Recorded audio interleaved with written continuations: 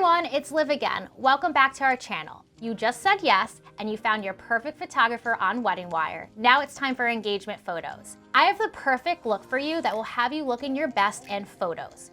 When it comes to photography, you want to make sure you do your research. Find a photographer that fits your style and of course, budget. You want to get comfortable with your photographer because they will play a major role on your wedding day.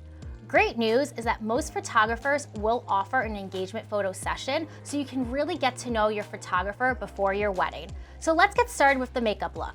For the face, let's go matte with everything to ensure you don't look shiny in any photos. I'm going to use a mattifying primer to really make sure our foundation, concealer, and pressed powder stays on throughout your photo session.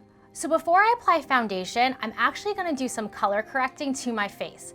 Finding a color correcting kit is key because it offers different colors that do different things on your face. For example, I'm going to apply green and yellow shades to any redness on my face because green and yellow will neutralize your skin tone. You'll look crazy at first, but don't worry, we will blend this all out. Then I'm going to use yellow for the under eye area for those dark circles. So now I'm going to use my favorite matte foundation that's also photo specific. You can find a photo foundation at your favorite beauty stores. So now we're going to take a normal concealer and conceal any under eye circles, blemishes, whatever your trouble areas may be.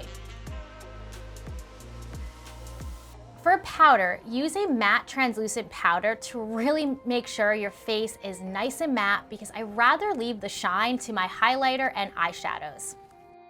Feel free to apply a little extra in your extra shiny zones, and on the day of your photos, make sure to keep your powder in your purse. Photo flashes can wash out your face, so let's add that color back to our face by adding some bronzer to our cheekbones.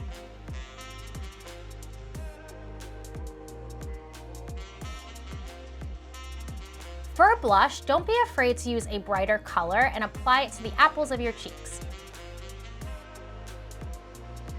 I'm gonna go back to my color correcting kit and use the cream highlighter on my cheekbones for the right amount of glow to really highlight those beautiful facial features.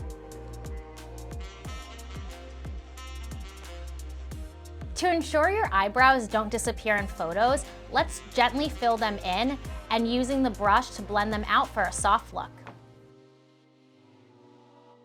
For eyeshadows, I like to experiment with different finishes, so I usually keep it matte for my lid and then add some sparkle to my brow bone and inner corner to give the eyes a more illuminated, awake look.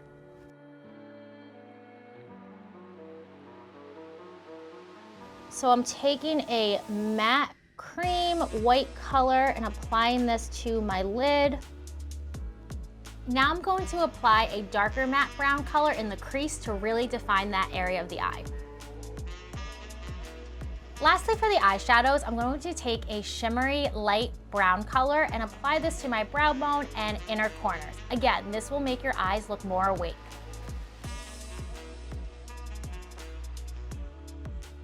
Moving on to eyeliner, I'm going to use a liquid eyeliner for the top lash line. Believe it or not, liquid eyeliner can look super natural if you apply it slowly and use a brown color instead of a black color.